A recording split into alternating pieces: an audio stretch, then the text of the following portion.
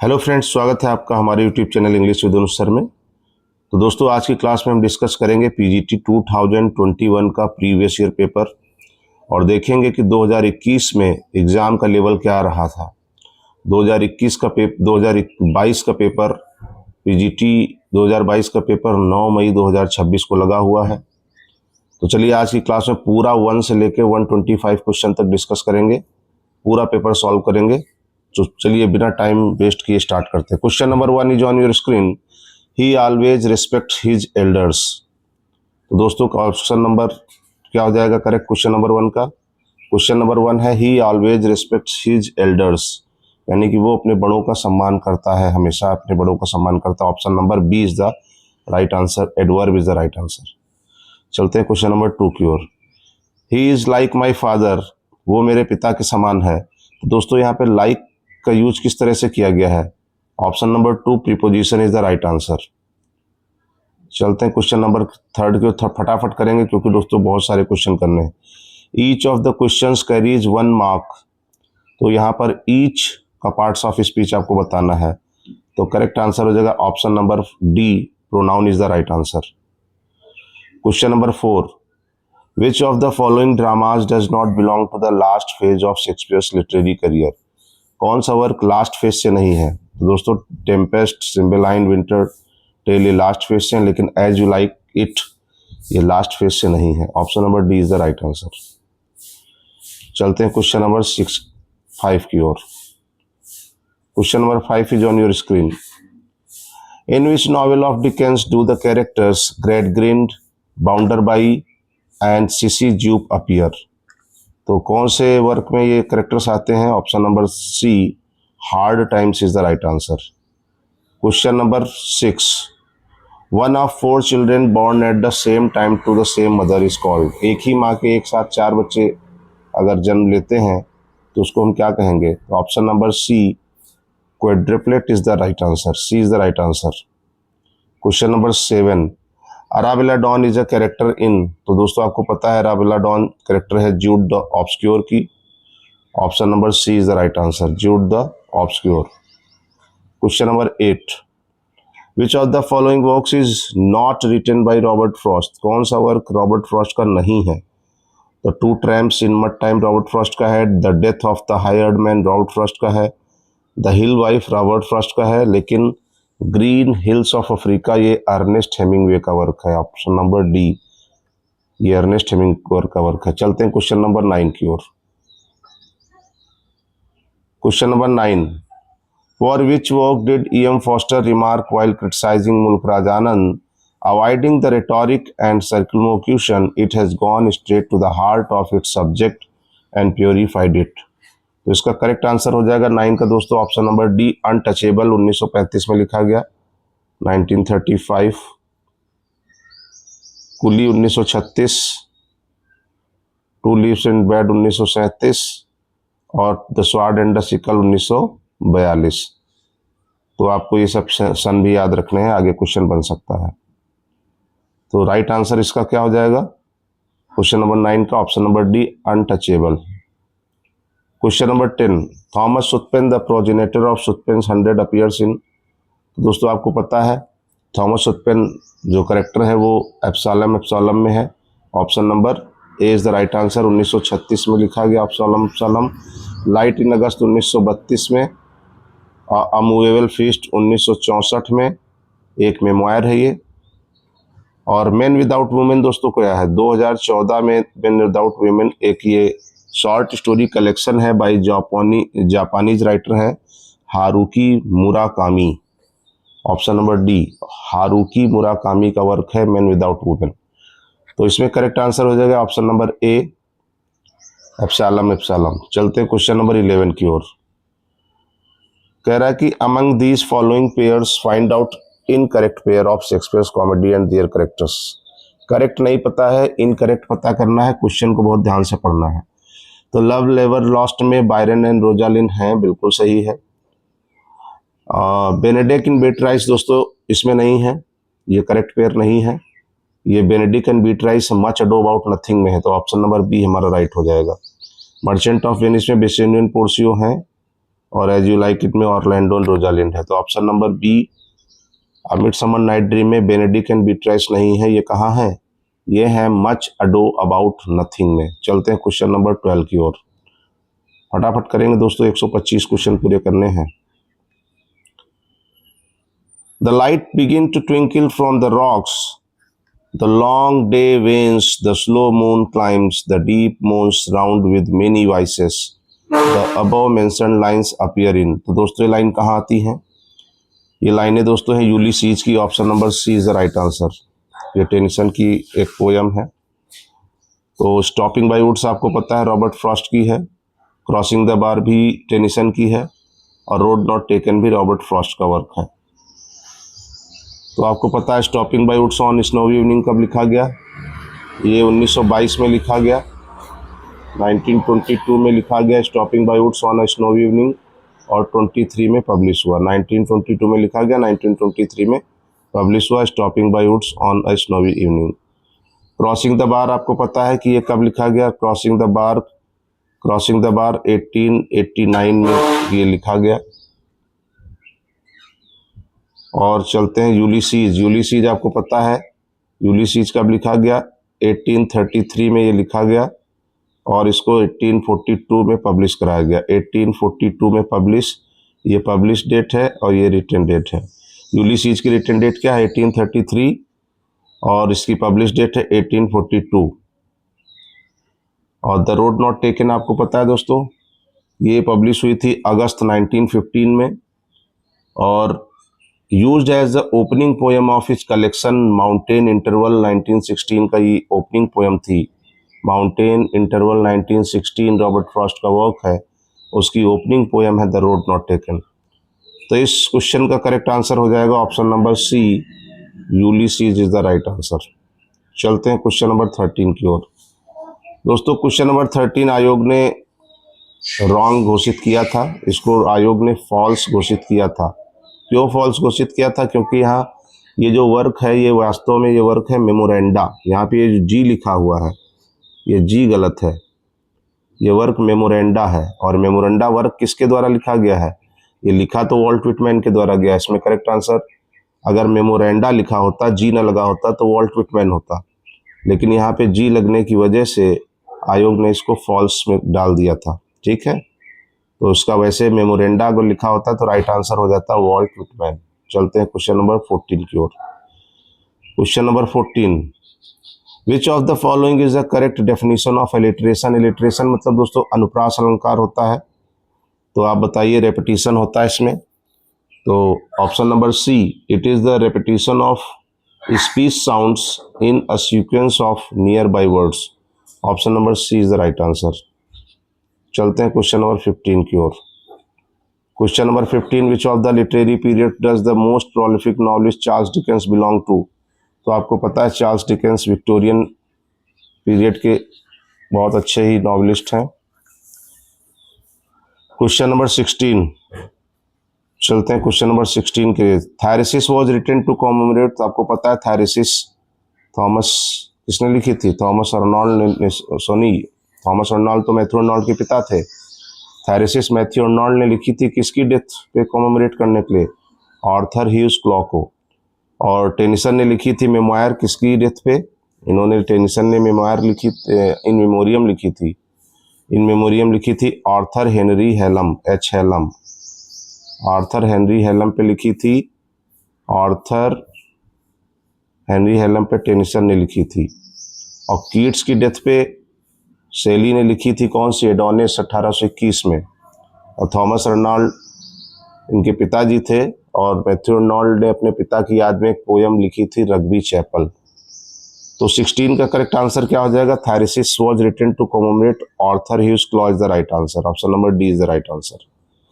Question number 17, in which of the following poems do we get the references of Dryad, Flora and Ruth? तो दोस्तों ये किस poem में इनके reference मिलते हैं? 17 का करेक्ट आंसर क्या हो जाएगा? ड्रायड, फ्लोरा एंड रुथ, इनका रेफरेंस आपको देखने को मिलेगा option number D, ode to a nightingale में। Ode on a Grecian in urn ये कीट्स की पोयम है, ओड ऑन नाइटिंगेल भी कीट्स की पोयम है, ode to the west wind Shelley की पोयम है, और ट्रू लव पोएम जो दोस्तों एक पॉपुलर सॉन्ग है बाई केल पॉर्टर, CLE, केल पॉर्टर का, ये केल पॉर्टर का, केल पॉर्टर। और दोस्तों द ट्रू लव एक वर्क है अल्फ्रेड लॉर्ड टेनिसन का, ये भी ध्यान रखना, true love the true love में बड़ा डिफरेंस है। चलते हैं क्वेश्चन नंबर 18 की ओर। Thou lovest but never knew love is sad satiety, ये इंपॉर्टेंट लाइन किस पोयम से है? The above lines is taken from, ये टू आई स्काईलार्क से ली गई, शैली की टू आई स्काईलार्क से ली गई है। यहाँ पे देखिए ला बेल डैम संस्पर्शी कीट्स का वर्क है, ode on a Grecian earn भी कीट्स का वर्क है, और टू आई स्काईलार्क भी शैली की पोयम से ली गई है। ठीक है, चलते हैं नेक्स्ट क्वेश्चन पर फटाफट। Question number 19, Faulkner's satire of the Philistine deceptions of the ruthless Southerner who seized wealth and power in the chaotic civil war period can be referred as। दोस्तों मैं जितने भी आंसर बता रहा हूँ ये आयोग की फाइनल आंसर की क्या आंसर्स हैं, और इनमें जो आयोग ने आंसर माना था मैं वही आंसर्स आपको बता रहा हूँ। तो 19 का करेक्ट आंसर है option number C, Snopesism is the right answer. चलते हैं क्वेश्चन नंबर 20 की ओर। Question number 20 is on your screen. I had seen birth and death, but had thought they were different. Their birth was hard and bitter agony for us, like death, our death. The above mentioned lines are taken from। तो दोस्तों ये लाइनें journey of the Maggi से ली गई हैं। Option number C is the right answer, C is the right answer. चलते हैं वेस्टलैंड दोस्तों 1922 में लिखी गई, आपको पता है TS Eliot का इंपॉर्टेंट बुक है। Question number 21, what is the course of the life of mortal men of the earth? Nothing and then they die, perish and no one asks. Nothing and then they die, perish and no one asks.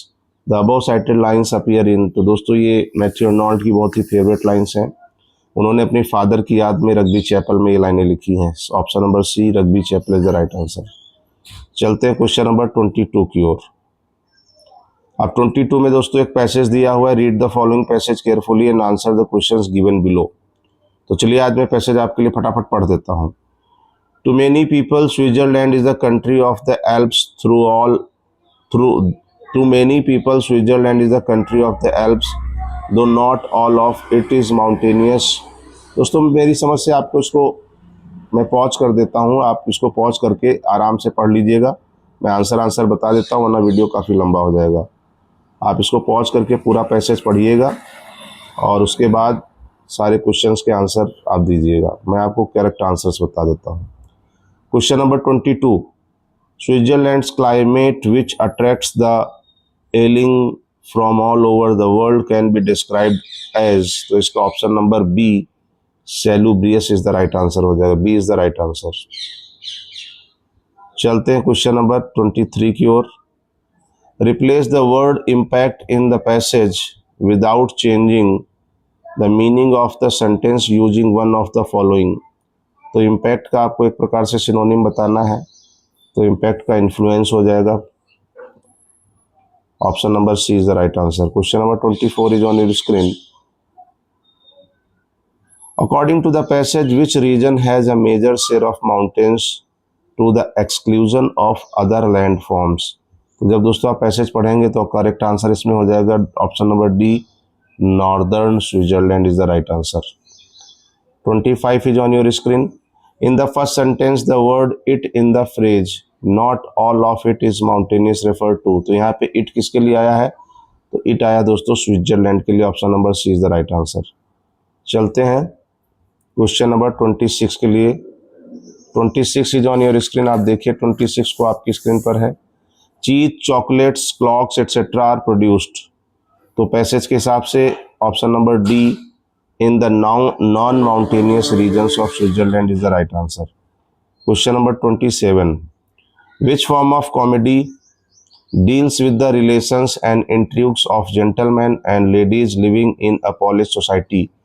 तो दोस्तों इसका correct answer हो जाएगा option number C, comedy of manners is the right answer. चलते हैं question number 28 की ओर। Which of the following works does not belong to romantic poetry? Romantic poetry से कौन सा वर्क दोस्तों नहीं बिलोंग करता है? तो आपको पता है हाइपेरियन जॉन कीट्स का है, lyrical ballads romantic poet Wordsworth का और एस.टी. कॉलेज का कोलैबोरेटिव वर्क है। क्रिस्टाबेल नहीं है इन लोग का, क्रिस्टाबेल भी रोमांटिक पीरियड का वर्क है। द वेस्टलैंड आपको पता है मॉडर्निज्म, मॉडर्न पोएट इलियट का है। तो D is the right answer. हमें राइट आंसर फाइंड करना है। सारे आंसर्स हमें न पता हो लेकिन राइट आंसर जरूर पता हो। चलते हैं क्वेश्चन नंबर 29 की ओर। इंपॉर्टेंट क्वेश्चन है दोस्तों ये। According to Wordsworth poet is a man speaking to men. अगर किसी ने लाइन पढ़ी होगी poet is a man speaking to men, केवल यहाँ पे मेन अगर किसी ने भर लिया होगा तो राइट आंसर बी हो जाएगा। मेन यहाँ पे हो जाएगा सेंसिबिलिटी और उसके बाद हो जाएगा एंथुसियाज्म। वर्ड्सवर्थ ने कहा था poet is a man speaking to men, तो मेन एक ही में दिया है और किसी में नहीं, तो option B is the right answer. चलते हैं क्वेश्चन नंबर 30 की ओर। About whom did Arnold write in his poem Memorial Verses? He laid us as we lay at birth on the cool flowery lap of earth. तो Matthew Arnold ने अपनी एक work memorial versus में ये लाइनें लिखी हैं वर्ड्सवर्थ के लिए। यहाँ पे जो ही आया है वो ही किसके लिए आया है? ये वर्ड्सवर्थ के लिए आया। Option number A is the right answer. 31.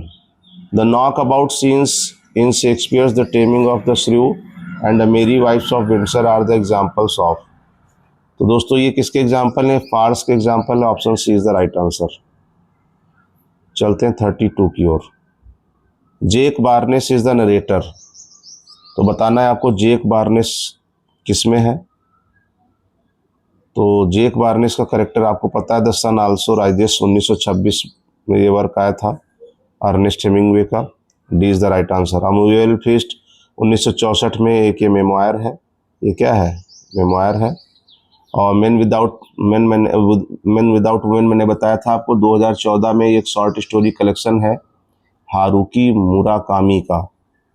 और इन आवर टाइम्स दोस्तों ये जो है ये फर्स्ट शॉर्ट स्टोरी कलेक्शन है और ये 1925 में पब्लिश हुआ। ये हेमिंगवे का शॉर्ट स्टोरी कलेक्शन है, आपको ध्यान रखना है।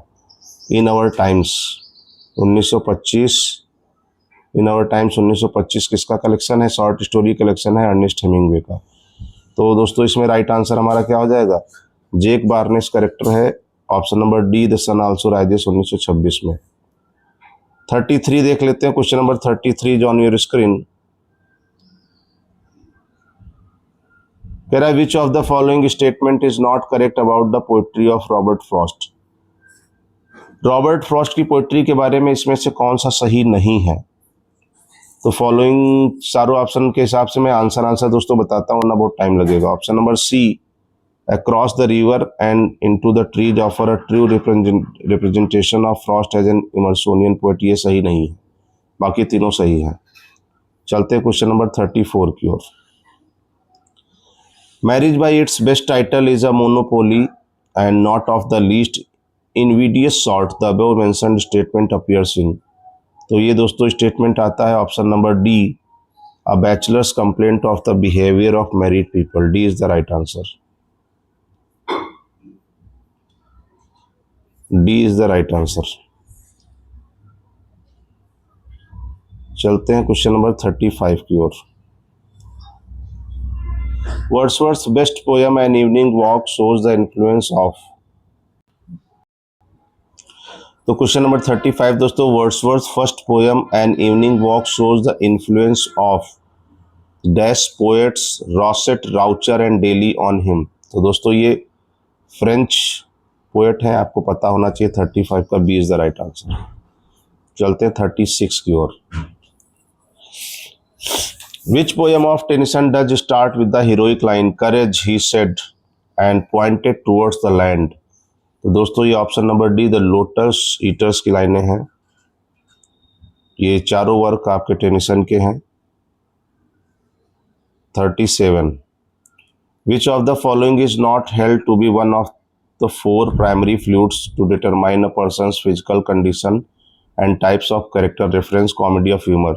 तो कॉमेडी ऑफ ह्यूमर के दोस्तों जो चार प्राइमरी फ्लूइड हैं कौन कौन से हैं?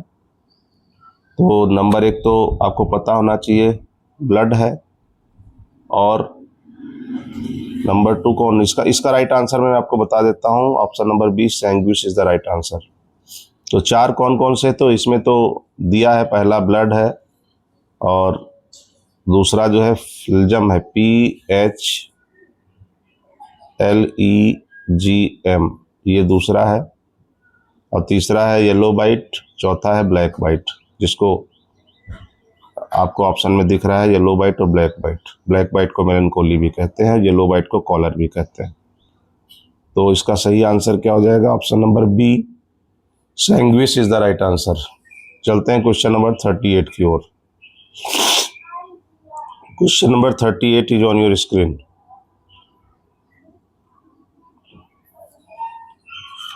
Of life immense in passion, pulse and power, cheerful for freest action formed under the laws divine, the modern man I sing, the above mentioned lines appearing। तो modern man I sing से पकड़ लेना था, once self I sing is the right answer, B is the right answer।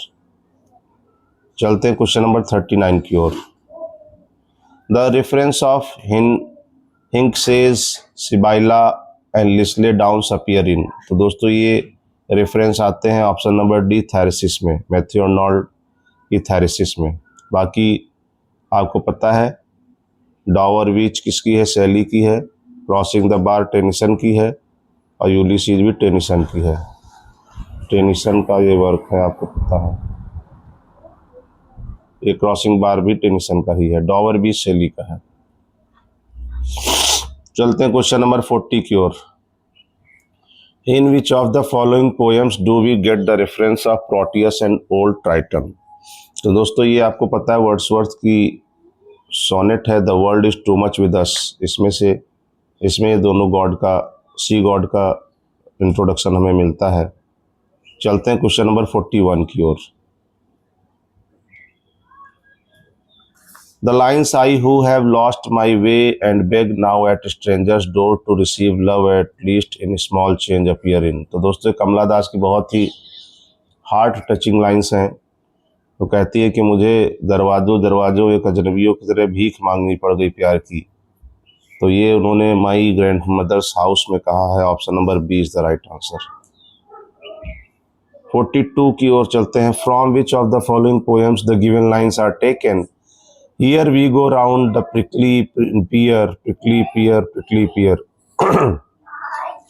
Here we go round the prickly pear। तो 42 का दोस्तों option number D the hollow man is the right answer. 1925 में ये poem Elliot के द्वारा आई थी। Hollow man कब आई थी, हॉलो मैन 1925 में आई थी। ये किसका वर्क है, इलियट का ये वर्क है, ELIOTTS इलियट का वर्क है, आपको पता होना चाहिए। चलते 43 की ओर। अब कुछ नरेशन आ गए हैं, डायरेक्ट इनडायरेक्ट आसान नहीं आते हैं दोस्तों, ध्यान से करना है आपको। Narration of the sentences has to be change in the following questions.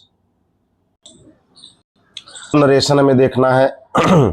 Narration of the sentence has to be change in the following questions, choose the correct option from the choices given below the sentence. तो will you stop talking he said, इसका क्या correct answer हो जाएगा, ध्यान से देख लीजिए।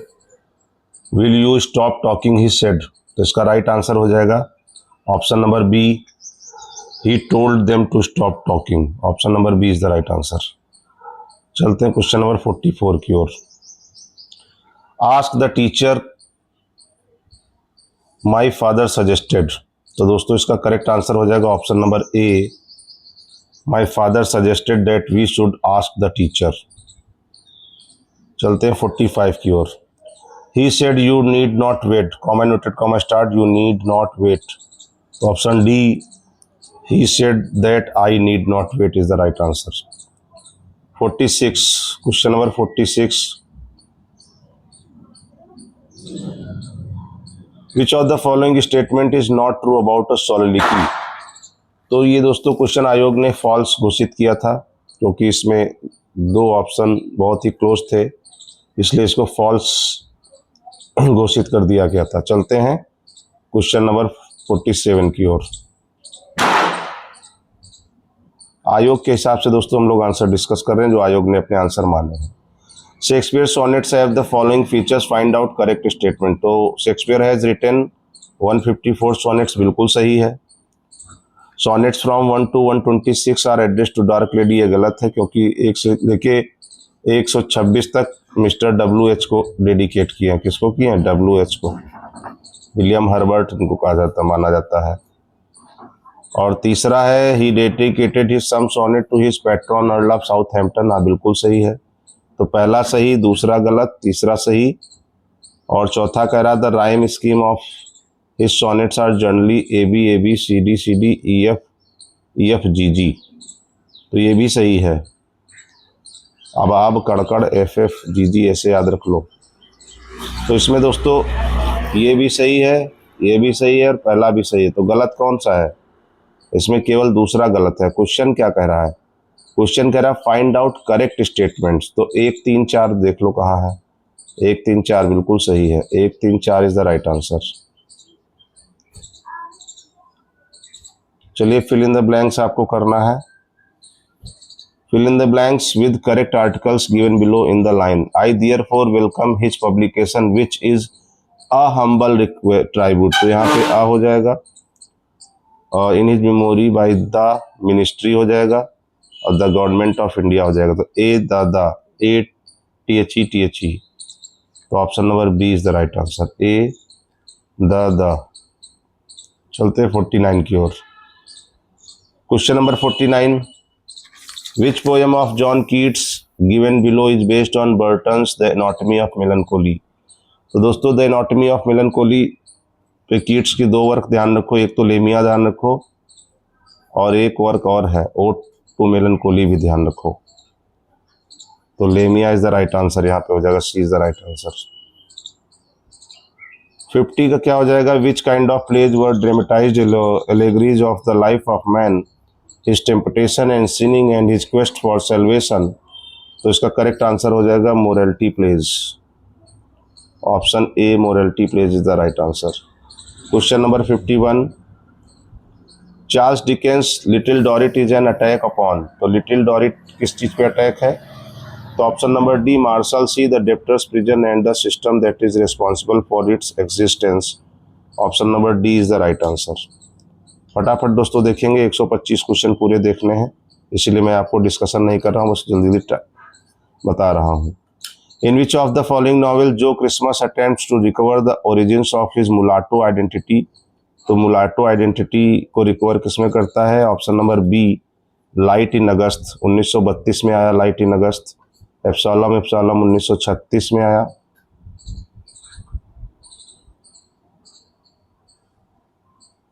एप्सलम दोस्तों कब आया? 1936 में। लाइट इन अगस्त 1932 में। साउंड एंड द फरी आपको पता है 1929 में। तो हमें करेक्ट आंसर देखना है option number B light in August में मुलाटो आइडेंटिटी की को रिकवर करता है। B is the right answer. चलते हैं 53 की ओर। Poems by various subjects is written by. Poem on various subjects is written by. तो पोएम्स ऑन वेरियस सब्जेक्ट किसके द्वारा लिखा गया? Option C Charles Lamb is the right answer. चलते हैं क्वेश्चन नंबर 54 की ओर। Who has said that poetry should please by a fine excess? ये किसने कहा दोस्तों? ये जॉन कीट्स ने कहा poetry should please by a fine excess. B is the right answer. John Keats is the right answer. 55 he choose the options having correct form of tense. तो last night की बात कर रहा है, तो last night दोस्तों कहाँ हो जाएगा? Option number B he came back last night. He came back last night. B is the right answer. चलते हैं 56 की ओर। Sensationalism and extravagant emotional appeal are the characters of which of the following dramatic form? तो sensationalism और extravagant फिजूल खर्ची emotional कहाँ आता है? Option number A melodrama is the right answer. Melodrama is the right answer. 57 the term utopia designates the class of fictional writing that. तो इसका correct answer हो जाएगा option number C represent an ideal but non-existence political and social way of life। चलते हैं question number 58 की। Read the passage given below and choose correct answer. दोस्तों फिर से एक पैसेज आ गया है, आप पैसेज को पॉज करिए, पैसेज पढ़िए, फिर आंसर करिए। मैं आपको आंसर बता देता हूँ। पैसेज को पॉज कर लीजिए और आराम से इसको पढ़ करके तब आंसर दीजिए। मैं पैसेज पढ़ूंगा तो दोस्तों बहुत लंबा वीडियो हो जाएगा, फिर पैसेज को पॉज कर लीजिए और इसको पढ़ करके फिर आंसर दीजिए। मैं आपको आंसर्स बताता चलूँगा। क्वेश्चन नंबर 58 देख लीजिए। इस पैसेज का पहला जो क्वेश्चन है, it is not appropriate to attribute the framing of hypothesis to a mere uncontrolled imagination because. तो करेक्ट आंसर हो जाएगा option number D, imagination supported by intuition can be helpful in framing. तो option number D is the right answer. चलते question number 59 की ओर। In what manner do hypothesis help in the function of discovery. तो option number A, they help us to combine discrete data into synthetic holes. चलते हैं question number 60 की ओर। Question number 60 है, what according to the author is the role of imagination. तो author के हिसाब से इमेजिनेशन का क्या रोल है। तो इसका करेक्ट आंसर हो जाएगा option number B, imagination is the source of hypothesis. B is the right answer. चलते हैं, read the passage above and choose the closest meaning of the words from the choices given. Close meaning आपको choose करना है। तो hypothesis का close meaning क्या हो जाएगा, option number B, an idea which is not prove to be true. B is the right answer. 62, reverie का मतलब क्या हो जाएगा। रेवरी का मतलब हो जाएगा दोस्तों option number B, daydream, दिन में सपने देखना, रेवरी। क्वेश्चन नंबर 63, डिस्क्रीट का क्या हो जाएगा। डिस्क्रीट का हो जाएगा option number B, individually separate. फटाफट चलेंगे दोस्तों, बहुत सारे क्वेश्चन करने हैं अभी। क्वेश्चन नंबर 64, इंट्यूशन का मतलब क्या हो जाएगा। इंट्यूशन का मतलब हो जाएगा option number B, ability to know through strong feelings. 65, integral का मतलब क्या होगा। इंटीग्रल का मतलब होगा having all the essential parts. Option number A is the right answer. 66, what among the following may be most appropriate title of the above passage. तो option C, intuition and discovery is the right answer. 67 देखेंगे, complete the sentence below after a careful reading of the passage we contemplate the non existence in order to. तो option number B, frame a hypothesis is the right answer हो जाएगा। चलते हैं 68 की ओर। Question number 68,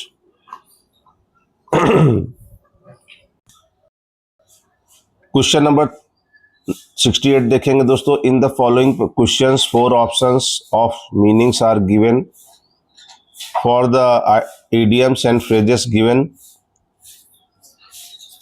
in the beginning, choose the option that gives correct meaning. तो दोस्तों आपको इडियम फ्रेज बताने हैं, ठीक है। तो 68 का पुल स्ट्रिंग्स क्या हो जाएगा। करेक्ट आंसर हो जाएगा option number A, use one's influence to get something done. चलते हैं क्वेश्चन नंबर 69 की ओर। ड्रॉप इन का मतलब क्या होता है। ड्रॉप इन का मतलब होता है option number C, pay a short unannounced visit.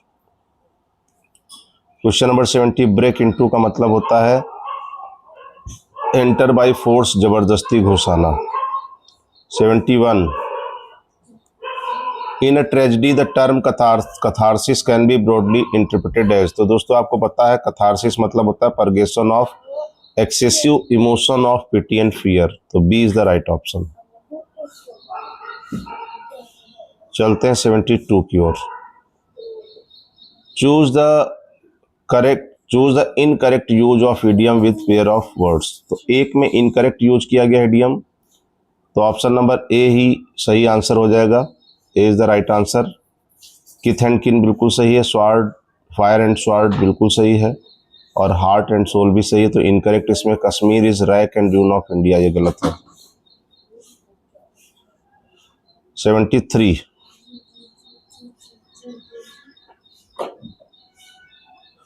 Who has spoken following lines in Shakespeare's Macbeth. Macbeth में ये लाइनें किसने कही हैं। Methought I heard a voice cry sleep no more, I Macbeth does murder sleep. Macbeth ने नींद का murder कर दिया, द इनोसेंट स्लीप। ये लाइनें मैकबेथ ने खुद कही हैं। Option D is the right answer. Equivoque का मतलब क्या होता है दोस्तों। इक्विवोक इज, तो option number C, special type of pun होता है। Equivoque is a special type of fun. चलते हैं क्वेश्चन नंबर 75 की ओर।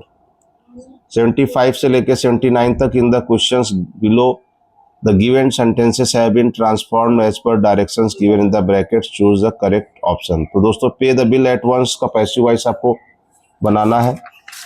तो क्या इसका पैसिव हो जाएगा? Option number C, let that bill be paid at once. C is the right answer. 76, hard working students always get success. तो इसका कॉम्प्लेक्स करना है कि जो कठिन परिश्रमी विद्यार्थी होते हैं हमेशा सफल होते हैं। तो इसका option number C, the students who work hard always get success. जो विद्यार्थी कठिन परिश्रम करते हैं वो हमेशा सफल होते हैं। तो 76 के बाद 77, does anyone like paying taxes. तो इसका ऑप्शन हो जाएगा B, nobody like paying taxes is the right answer. चलते हैं 78 की ओर।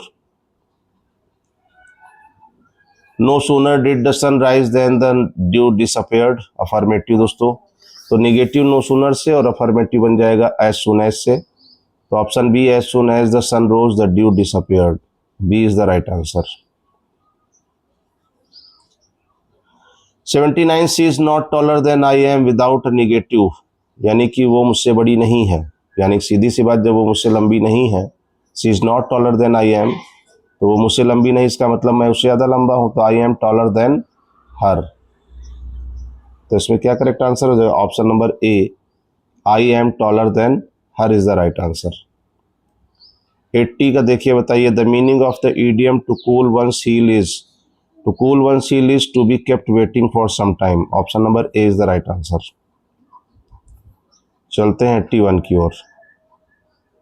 Thunder crashes from rock to rock the cataracts reply, lightnings dazzle our eyes, rearing torrents have breached, the above mentioned lines are taken from। तो दोस्तों ये लाइनें आपको पता है रग्बी चैपल की लाइनें हैं, अर्नोल्ड ने लिखी हैं अपने फादर थॉमस अर्नोल्ड की के लिए। Rugby Chapel is the right answer, C is the right answer. 82, in which of the following poem does the poet express whatever the theme song could have no ending, the solitary reaper में Wordsworth ये बात कहते हैं। C is the right answer, the solitary reaper is the right answer. चलते हैं 83, which of the following works is inspired by Shelley's disgust at the so called Peterloo massacre. तो option B, the mask of anarchy is the right answer. The revolt of Islam दोस्तों 1818 में लिखा गया, आपको पता है, और इसका सब टाइटल क्या है? Laon and Cythna. चलते हैं ode to the west wind Shelley की है, और प्रोमेथियस अनबाउंड भी शेली का वर्क है। 1818 से 1820 में प्रोमेथियस अनबाउंड आया। चलते हैं क्वेश्चन नंबर 84 के। डिस्कस ज़्यादा नहीं करेंगे, पूरा पेपर करना है। In reference with Hardy's life and his work some statements are given, find the incorrect option आपको बताना है। तो दोस्तों तो थॉमस हार्डी का जन्म 2 जून 1840 में हुआ था, तो पहला स्टेटमेंट गलत हो गया, ये 1842 नहीं होगा। 2 जून 1840 में इनका जन्म हुआ था हार्डी का। He is known for his regional novels, ये सही है। तीसरा दिया, द कैरेक्टर्स गैब्रियल लोक appears in his novel for from the madding crowd, 1874 में आया, बिल्कुल सही है ये भी सही है, ये भी सही है, ये गलत है। और चौथा, Tess of the d'Urbervilles के बारे में है, कह रहा है कि Tess of the d'Urbervilles के बारे में चौथा है। Tess of the d'Urbervilles was published in 1880 and regarded as his masterpiece. नहीं दोस्तों, 1891 में आया था Tess of the d'Urbervilles. तो केवल सही कौन सा होगा? इसमें आपको बताना कि आपको इनकरेक्ट बताना है। तो ये सही है, ये सही है, ये गलत है फर्स्ट वाला, और चौथा भी गलत है। तो 1 और 4 इनकरेक्ट हो जाएगा, ऑप्शन नंबर ए हो जाएगा। 1 और 4 यानी कि ऑप्शन नंबर ए इनकरेक्ट हो जाएगा। आप ध्यान से इसको देख लीजिए, पूरा मैं छोटा कर देता हूँ। 84 का करेक्ट आंसर क्या हो जाएगा? Option number 1 and 4, A option सही हो जाएगा। चलते हैं 85 की ओर। She is more sinned against than sinning is a remark made in favor of one of the famous heroines of Thomas Hardy. Which of the following novels she belongs to? तो दोस्तों C is more sinned against than sinning, ये Tess of the d'Urbervilles 1891 में work आया, यही सही हो जाएगा, A is the right answer. Return of the native दोस्तों 1878 में आया, 1878। और ज्यूड द ऑब्सक्योर 1895 में आया, ज्यूड द ऑब्सक्योर 1895। और मास्टर ऑफ कास्टरब्रिज 1886 में आया। चलते हैं क्वेश्चन नंबर, इसका राइट आंसर क्या हो जाएगा? Option number A, Tess of the d'Urbervilles is the right answer. चलते हैं क्वेश्चन नंबर 86 की ओर। फटाफट करेंगे दोस्तों, पूरे 125 क्वेश्चन करेंगे, वीडियो चाहे जितना लंबा हो, एक बार में ही पूरा पेपर सॉल्व करेंगे। 86 देखिए, which is not true statement for Shelley's works, Shelley के वर्क के लिए कौन सा स्टेटमेंट सही नहीं है, कह रहा। क्वेश्चन ध्यान से पढ़ना है, नॉट ट्रू।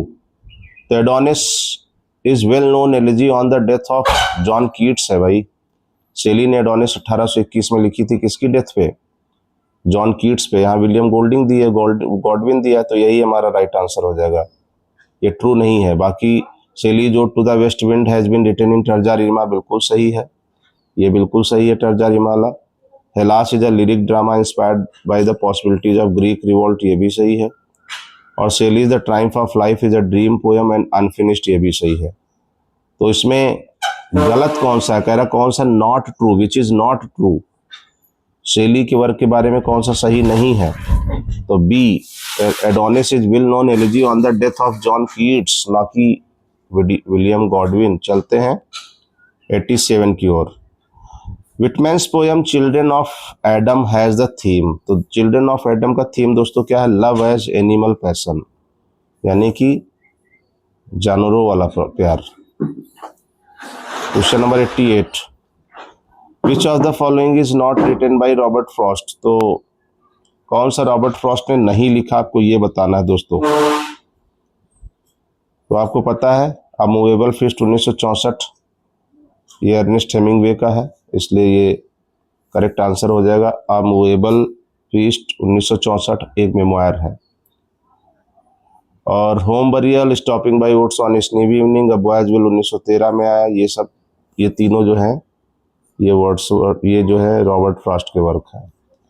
तो केवल कौन सा नहीं है रॉबर्ट फ्रॉस्ट का? A movable feast 1964 is the right answer, A is the right answer. Gabriel लोक अभी बताया था, is a character in far from the madding crowd में करेक्टर है। A pair of blue eyes दोस्तों 1873 में लिखा गया, 1873। Return of the native 1878। चलते हैं अगले क्वेश्चन की ओर, 89 की ओर। 89 हो गया, 90 की ओर। 89 हो गया ना, हाँ 90 की ओर। Question number 90, which of the following works is a product of the latter phase of Wordsworth career, Wordsworth के करियर का लेटर फेज का कौन सा प्रोडक्ट है? Which of the following works is a product of the latter phase of Wordsworth career. तो आपको पता है दोस्तों, द बॉर्डर्स इनका जो है वर्स्ट ट्रेजेडी प्ले है, ए इज द राइट आंसर। ये एक वर्स्ट ट्रेजिक प्ले है इनका, द बॉर्डर्स। बाकी इनके the scripted sketches and evening walk के स्टार्टिंग के वर्क है। तो इसमें राइट आंसर हो जाएगा option number A, the borders by Wordsworth. 91, the barley landlord in the barbers trade union is named, तो बर्ली लैंडलॉर्ड का क्या नाम है? विजय चंद, ऑप्शन नंबर डी। इसमें विजय नहीं है दोस्तों, विजय है, BIJAYCHAND, ये ध्यान रखना, विजय चंद है, D is the right answer. 92, in which of the following poetic dramas the petty delusions and ambitions of humankind are watched over by choric forces who, from their extended perspectives, undercut any assumption of heroic action? तो 92 का correct answer हो जाएगा दोस्तों the डायनेस्ट्स। The डायनेस्ट दोस्तों Hardy का work है, आपको पता होना चाहिए। और थॉमस हार्डी ने नेपोलियन वार पे ये एक ट्रायोलॉजी एक प्रकार की है, 3 बार ये लिखा, 1804, 1806 और 1808 में, और 1910 में इसको पब्लिश कराया। द डायनेस्ट बहुत इंपॉर्टेंट वर्क, इसको इन्होंने, थॉमस हार्डी ने अपना मैग्नम ऑपस माना है, ये ध्यान रखना है।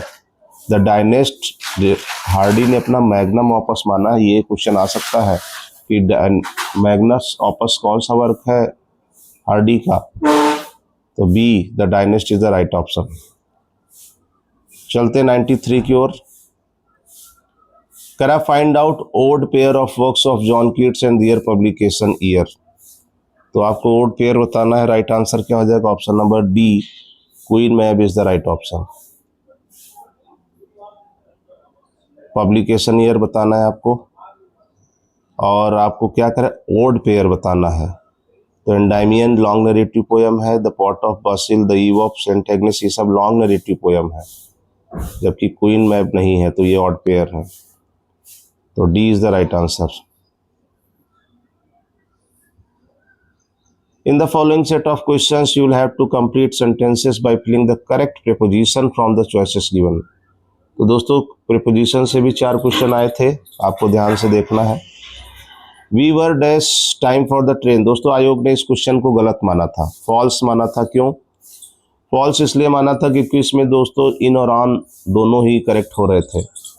वैसे राइट ज़्यादा क्लोज इसमें इन था। We were in time for the train, यानी कि इन तब लगता है जब हम समय से पहले होते हैं, यानी ट्रेन जाने से पहले वो we were in time for the train, यानी कि हम समय से थे ट्रेन के लिए।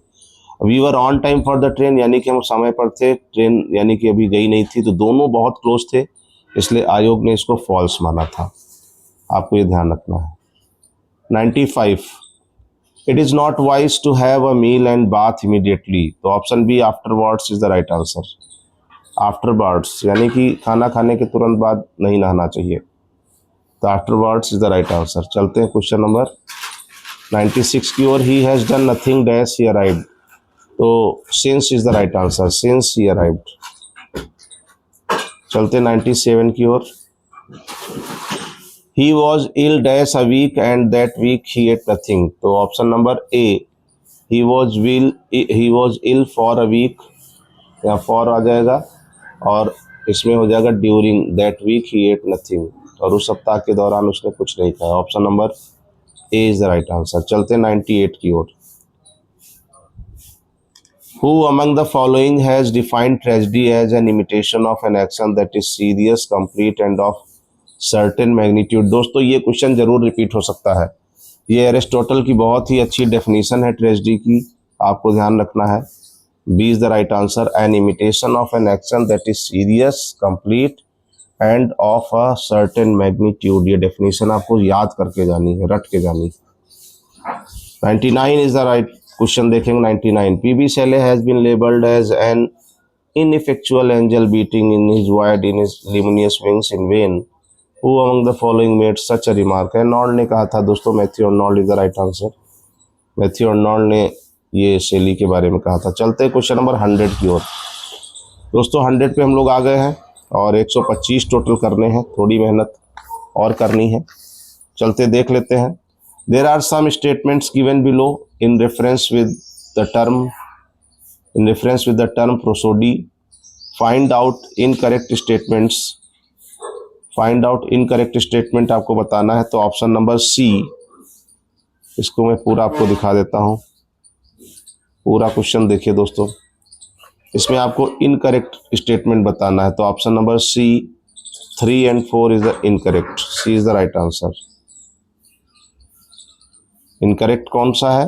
पहला है it is systematic study of versification in poetry, ये बिल्कुल सही है। दूसरा, इस पेपर में ये क्वेश्चन बिल्कुल सही किया गया है। शुरू के दोनों स्टेटमेंट सही हैं, बाद के दोनों गलत हैं। तो 3 and 4 is the right answer. चलते हैं क्वेश्चन नंबर 101 की ओर। Among the following which work has not been written by Charles Lamb. Charles Lamb ने कौन सा वर्क नहीं लिखा है, ये क्वेश्चन है। तो एसेज ऑफ इलिया आपको पता है 1823 में 24 एसेज का कलेक्शन है। लास्ट एसेज ऑफ इलिया 1833 में, और टेल्स फ्रॉम शेक्सपियर आपको पता है ये 20 इसमें इनकी बहन मैरी लैम्ब का भी ये वर्क है, कोलैबोरेटिव वर्क है। तो चार्ल्स लैम्ब इसमें भी है, तो option number D right answer हो जाएगा। टेल्स फ्रॉम शेक्सपियर के बारे में दोस्तों जान लीजिए, ये मैरी लैम्ब और चार्ल्स लैम्ब दोनों का कोलैबोरेटिव वर्क है। इनकी बहन और चार्ल्स लैम्ब दोनों का कोलैबोरेटिव वर्क है ये, और इसमें 6 ट्रेजेडी लिखी थी चार्ल्स लैम्ब ने, 6 ट्रेजेडीज।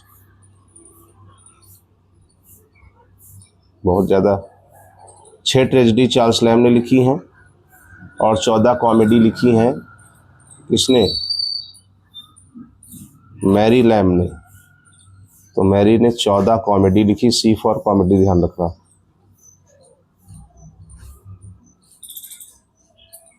मैरी लैम्ब ने 14 कॉमेडी लिखी हैं और इन्होंने चार्ल्स लैम्ब ने 6 ट्रेजेडी लिखी हैं। कौन कौन सी लिखी है 6 ट्रेजेडी? कमेंट में बताइए। 4 में आपको 5 में बता दे रहा हूँ। HOKM, Hamlet, Othello, King Lear और मैकबेथ, और एक है रोमियो एंड जूलियट। छठी बताइए आप लोग। छठी है टाइमन ऑफ एथेंस। ठीक है, ध्यान रखना। तो इसका करेक्ट आंसर हो जाएगा डी, ये चार्ल्स लैम्ब का वर्क नहीं है। The great adventures of Ulysses. चलते हैं क्वेश्चन नंबर 102 की ओर। Which of the following figures of speech involves a play upon words? तो प्ले अपॉन वर्ड्स दोस्तों होता है पन, इज द राइट आंसर। चलते हैं 103 की ओर। 103। In which of the following place the middle class provincial life has been depicted by Shakespeare? तो middle class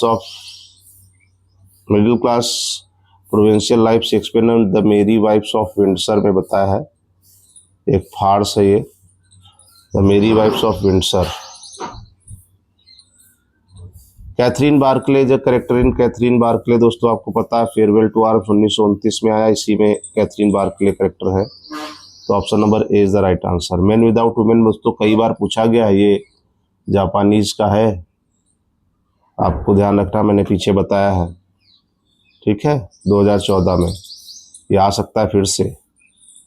sun also rises Ernest Hemingway का 1926 का वर्क है और एप्सैलम थॉमस सुथपेन करेक्टर है इसमें 1936 ध्यान रखना। Epsilon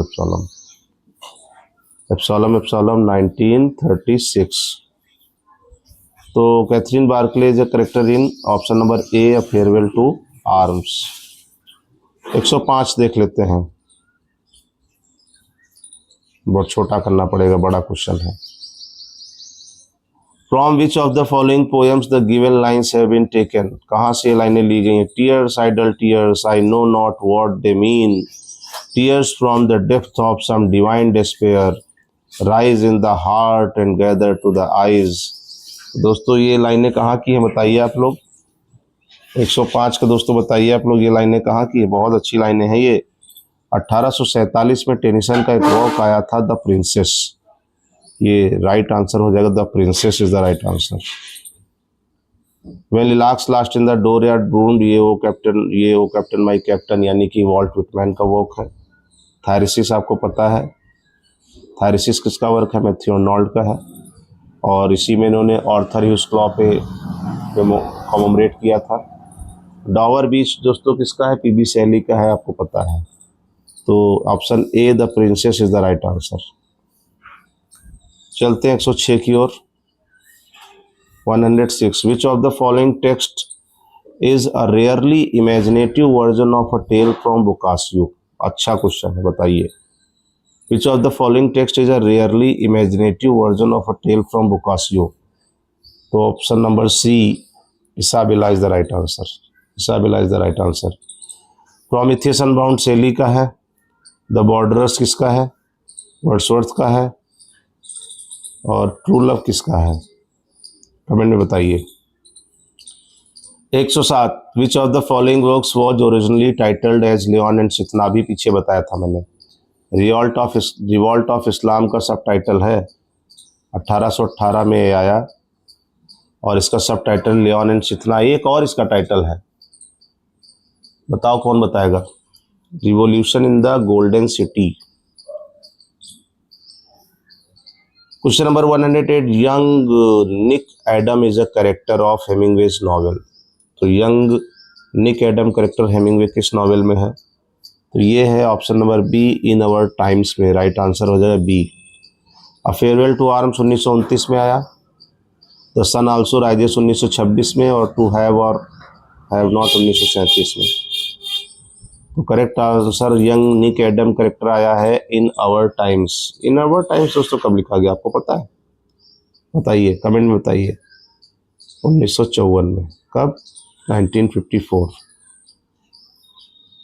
109। The famous character Grace Melbury and Giles Winterborne appear in Hardy's novel. तो 109 में बताइए ये कैरेक्टर दोस्तों कहाँ आते हैं। तो रिटर्न ऑफ द नेटिव लिखा गया 1878 में, जूड द ऑब्सक्योर 1895 में, और अंडर द ग्रीन ट्रू 1872 में, 1872। अब बताइए इसमें करेक्ट आंसर हो जाएगा द वुडलैंडर्स हो जाएगा correct answer. Option number B Woodlanders is the right answer. चलते हैं 110 की ओर। One out of 4 choices given in the following questions, only one word is spelled correctly. The meaning of correctly spelled word is given in the beginning. 110 से 113 तक। Intended to cheat someone, किसी को धोखा देने का इरादा करना का। ऑप्शन नंबर ए फ्राउडलेंट, FRAUDULENT होता है, लेंट होता है, लैंट नहीं होता, ध्यान रखना। FRAUDULENT is the right answer. चलते हैं 111। स्लॉटर हाउस का अवतार ABA, डबल बी नहीं होता, ध्यान रखना, डबल टी होता है, ये ध्यान रखना। ABATTOIR, तो D is the right answer. ABATTOIR slaughter house, जहाँ जानवरों का कत्ल किया जाए। The scientific study of earth's atmosphere. Option B meteorology, METEORO, spelling का दोस्तों बहुत ध्यान रखना, meteorology, B is the right answer. 113। Extremely unpleasant, बहुत ज़्यादा अनप्लीजेंट होना, उसको क्या कहते हैं? ऑब्नॉक्सियस कहते हैं, बहुत ज़्यादा खराब होना, अनप्लीजेंट, ऑब्नॉक्सियस, OBNOXIOUS, ऑब्नॉक्सियस। चलते हैं 114 पे। 114 पे चलते हैं दोस्तों। Which of the following ages witnessed epic form of poetry at its peak. कह रहा कि which of the following ages, किस एज में witnessed epic form of poetry at its peak, यानी कि इपिक फॉर्म ऑफ पोएट्री जो थी, जो महाकाव्य लिखने की जो पोएट्री थी, जो इपिक फॉर्म ऑफ पोएट्री थी, अपने पीक पे थी, कब थी? क्लासिकल एज में थी दोस्तों। Option number A classical as is the right answer. 115। Which of the following figures of speech is used in the sentence I have read all of Milton. क्या क्वेश्चन है? कह रहा कौन सा फिगर ऑफ स्पीच है इसमें? I have read all of Milton. तो आपने मेटोनमी पढ़ा है ना, option number D metonymy is the right answer. ऐसे पहचानो, मेटाफर है नहीं, पर्सोनिफिकेशन है नहीं, दो को काटो, एलॉगरी है नहीं, तो बचा क्या? मेटोनमी। एलिमिनेट करना सीखिए। 116 बड़ा क्वेश्चन है। Change the sentence from direct narration to indirect narration correctly. Ram told Shyam please take your seat, I am very glad to see you, where had you been so long. तो आपको बताना है, please हटाना है, और प्लीज की जगह रिक्वेस्टेड लगाना है। तो रिक्वेस्टेड लगाते ही आपके दो ऑप्शन कट जाएंगे, पहला कट जाएगा और बी भी कट जाएगा। अब बच्चा क्या? तो ऑप्शन नंबर ए बिल्कुल सही है इसमें। Ram requested Shyam to take his seat, he told him that he was glad to see him and asked him where he had been so long. चलते हैं क्वेश्चन नंबर 117 की ओर। Who regarded Shakespeare greatest play as books to be read rather than as play to be acted? Who regarded Shakespeare's greatest plays, यानी कि किसने Shakespeare के जो महान play हैं उनको माना है as books to be read rather than as plays to be acted, कि ये पढ़ने के लिए ठीक है rather than as play to be acted। तो ये किसने कहा भैया? ये Charles lamb, essayist Charles lamb Prince है ये, इंग्लिश से के।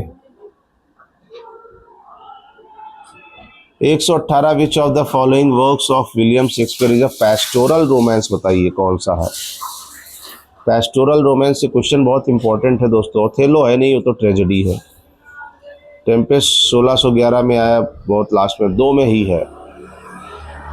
तो पैस्टोरल रोमांस दोस्तों याद रखना, ये है एज यू लाइक इट में, as you like it is the right answer.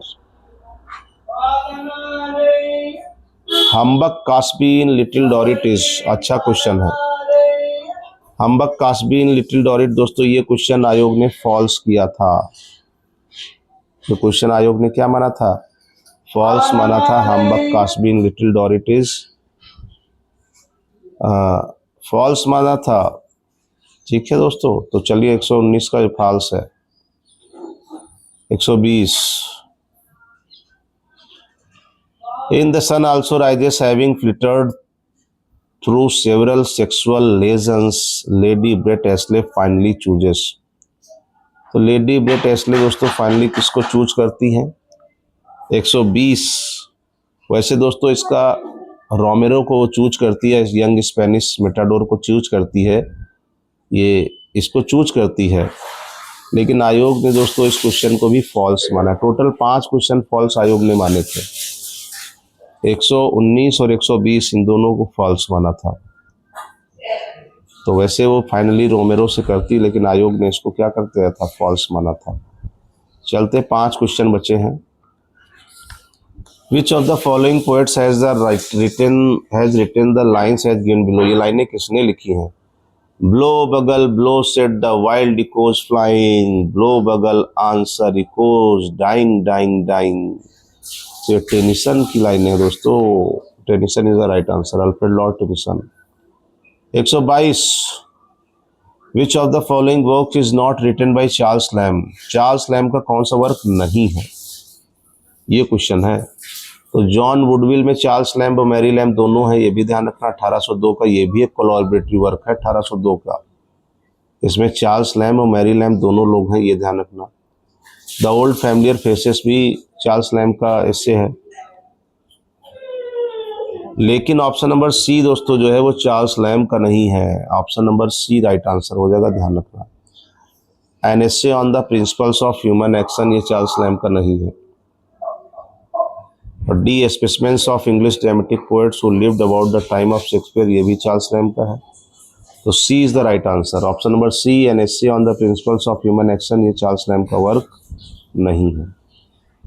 चलते 123 पे। Portrait of a lady is a dramatic monologue written by. तो portrait of a lady is a dramatic monologue किसने लिखा है दोस्तों? ये टी.एस. इलियट ने लिखा है। TS. Eliot is the right answer. Portrait of a lady is a dramatic monologue written by TS. Eliot. Last के 2 क्वेश्चन दोस्तों बचे हैं और ये पूरा पेपर मैंने आपको करा दिया। अगर आपको लगता हो कि मैंने आपके साथ थोड़ी सी मेहनत की है तो वीडियो को लाइक ज़रूर कर दीजिएगा और चैनल को सब्सक्राइब कर लीजिएगा ताकि मेरे सारे वीडियो आप तक पहुंचते रहें। Among the given below pairs in respect of Faulkner's novel which is not correct. तो फॉकनर के नावल में क्या करेक्ट नहीं है? तो the Hamlet, option number C देख लो आप। द हैमलेट इन्होंने लिखा था 1940 में, विलियम फॉकनर ने 1940 में द हैमलेट लिखा था और केवल हैमलेट लिखा था शेक्सपियर ने। तो ऑप्शन नंबर सी क्या हो जाएगा? ये स्टोरी किंग हैमलेट और उनके बेटे की नहीं है, यही रॉन्ग हो जाएगा। नॉट करेक्ट पेयर कह रहा है। मॉस्किटोज आया था 1927 में, 1927 में अ सैटारिक नॉवेल ऑन न्यू ऑरलियंस है, सही है। साउंड एंड द फरी आया था 1929 में और the story of decline of the Compson family decline होती है इसमें, जिसमें आपको पता है क्विंटिन है, बेंजामिन है, कैडी है। और a fable and allegory about man search for peace, इसमें भी सही है। तो कह रहा कौन सा नहीं सही है? तो द हैमलेट। आपको एक चीज़ ध्यान रखना, अ फेबल के लिए दोस्तों इनको पुलित्जर प्राइज मिला था, ये इंपॉर्टेंट है फॉकनर को। तो C is the right answer. The Hamlet जो है वो स्टोरी नहीं है किसकी? किंग हैमलेट और उसके बेटे की स्टोरी नहीं है। लास्ट क्वेश्चन दोस्तों, इस पेपर का 2021 के पेपर का आखिरी क्वेश्चन आपकी स्क्रीन पे। No nightingale did ever chant more welcome notes to weary bands of travelers in some shady haunt among Arabian sands. Which of the following poems by William Wordsworth contain the above mentioned lines? तो दोस्तों आपको पता है ये solitary reaper की बहुत अच्छी लाइनें हैं। वो स्कॉटिश लड़की की वो कुछ घास काटते वक्त गीत गा रही थी, उसी गीत की तारीफ करते हुए कहते हैं कि no nightingale did ever chant, कि किसी नाइटिंगेल पक्षी ने भी इतना खूबसूरत नहीं गाया होगा। More welcome notes to weary bands, और ना ही जो बैंड बजाए जाते हैं किसी का स्वागत करने के लिए। तो ऑप्शन नंबर सी दोस्तों, solitary ripper is the right answer. तो दोस्तों ये था 2021 का पूरा पेपर। आई होप मैंने आपको सारा पेपर अच्छे से कराया है, और आयोग के हिसाब से दोस्तों मैंने इसमें आंसर दिए हैं, और आप बिल्कुल कंफ्यूज मत होइएगा। जो आंसर्स मैंने दिए हैं वो बिल्कुल करेक्ट आंसर्स दिए हैं आयोग के आंसर के हिसाब। जो फॉल्स माने थे वो मैंने आपको फॉल्स बताए हैं। तो दोस्तों वीडियो को लाइक कर दीजिएगा, चैनल सब्सक्राइब जरूर कर लीजिएगा ताकि मेरी क्लास आप तक पहुंचते रहें। तो चलिए मिलते हैं नेक्स्ट क्लास में। 9 मई 2026 को आपका पीजीटी का पेपर है, उसके लिए बेस्ट ऑफ लक। सेंटर आयोग ने बता दिए हैं, और 9 मई को जाइए, 2:30 बजे से पेपर होगा इंग्लिश का। और बढ़िया सा पेशेंस के साथ एक ही सलाह दूंगा कि क्वेश्चन को ध्यान से पढ़िएगा, ऑप्शन से ज़्यादा क्वेश्चन ध्यान से पढ़िएगा। पहले क्वेश्चन को समझिएगा, फिर ऑप्शन पे जाइएगा, और पेशेंस के साथ ज़्यादा हड़बड़ी मत करिएगा, क्योंकि आयोग दिमाग से भी खेलता है। तो चलिए मिलते हैं नेक्स्ट क्लास में। 2016 का एक पेपर और मुझे कराना है, वो ही मैं आपको करा दूंगा। तो चलिए वीडियो लाइक ज़रूर कर दीजिएगा। मिलते हैं नेक्स्ट क्लास में। Thank you so much.